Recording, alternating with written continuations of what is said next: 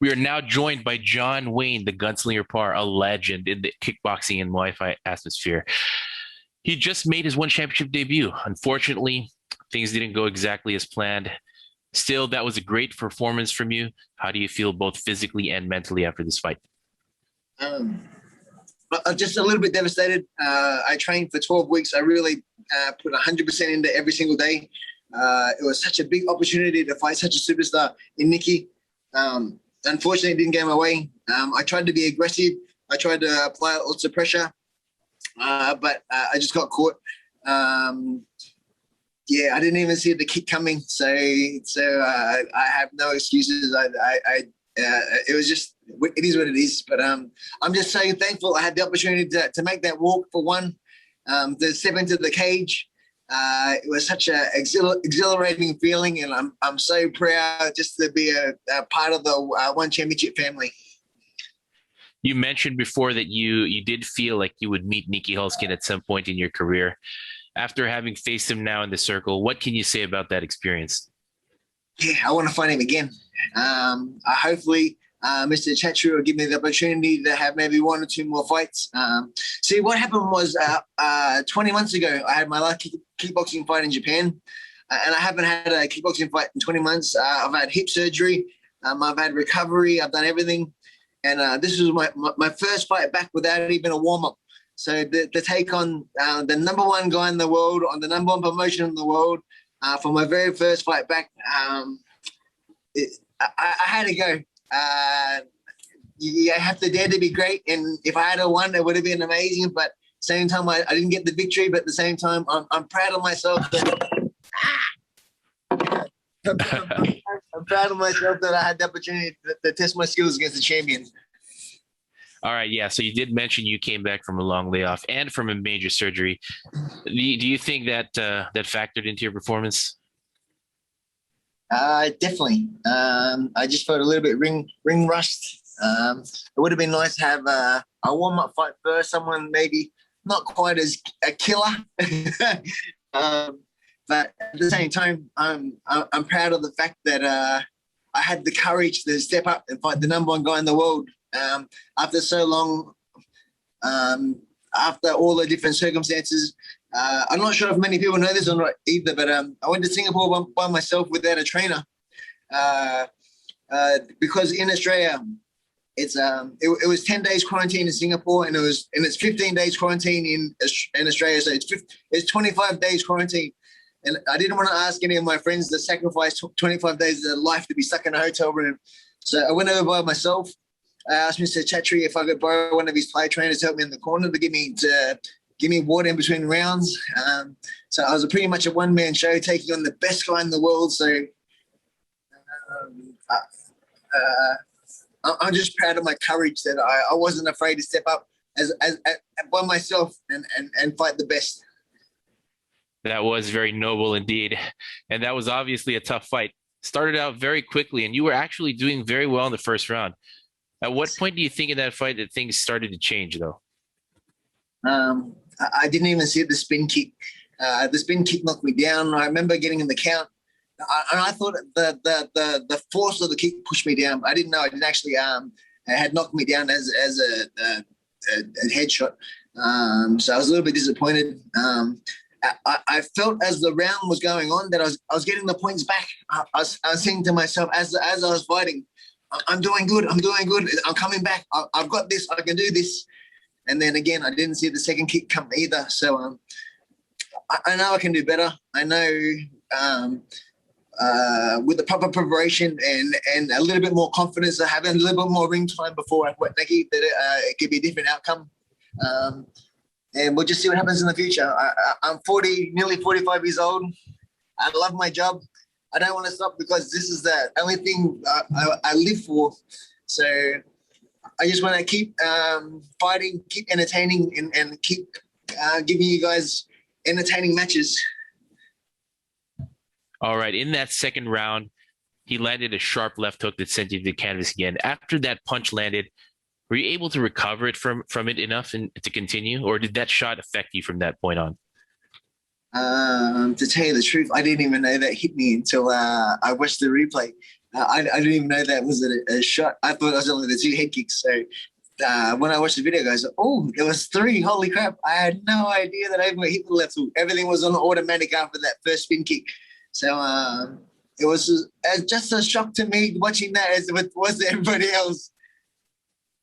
Yeah, and of course, after that second knockdown in the second round, the one that ended it was a high left kick.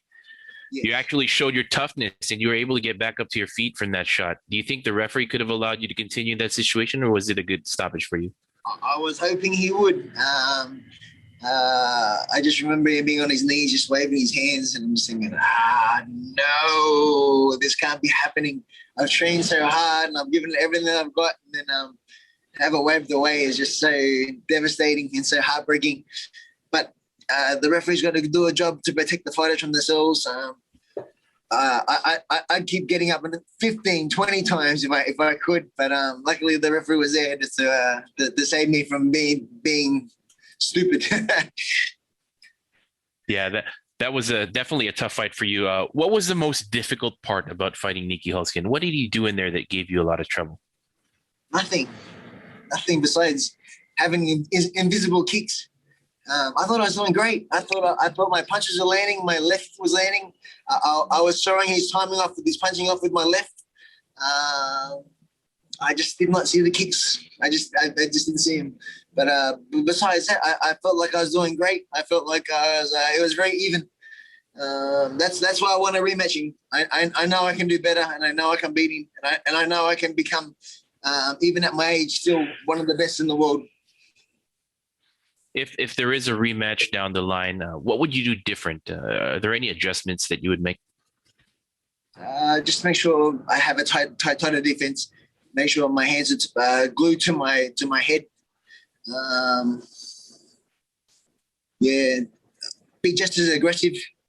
Come forward just as much, but a little bit smarter instead of offense as well as defense.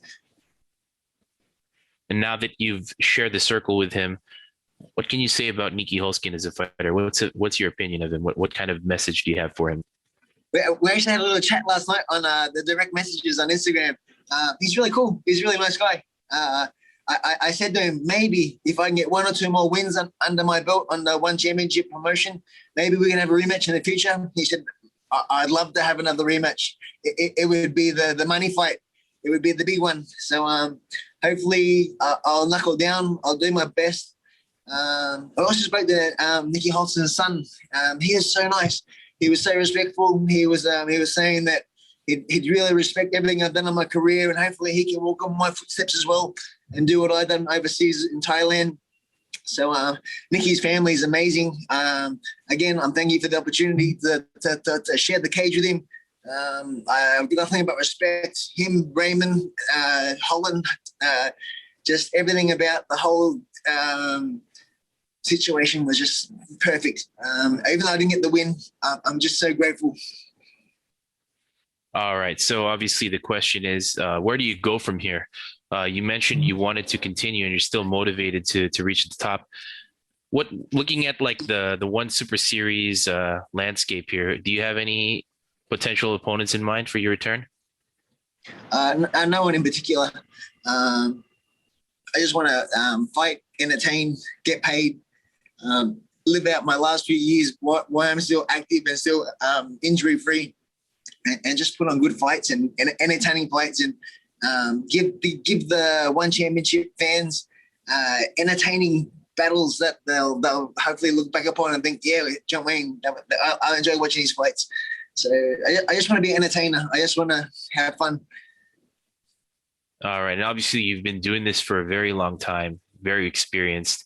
And you may have been asked this question before, but when do you think the end will come? Body able, mind able? When do you think, or how many years do you think you have left in you to fight? I'll be 45 next month in May.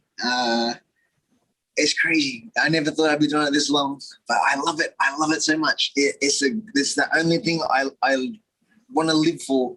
I love my family, of course, but have an ordinary job and work 9 to 5 and be depressed and look forward to my Fridays. I want to train. I want to fight.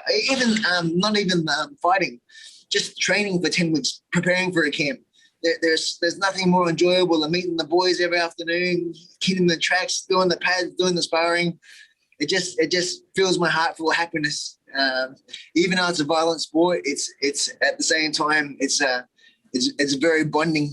So I suggest martial arts to every single person in the world. It's soul healing. All right, this fight was shown on TNT primetime in the United States. In a sport such as cage and Muay Thai that you practically made possible, how do you feel about it being showcased in ONE Championship to millions of people around the world? It is so humbling to see an idea that I had laying on my pillow. In 2012, I came up with the idea. I remember I wrote on the social media, I've come up with this idea. I want to do cage Muay Thai, MMA gloves, da da da.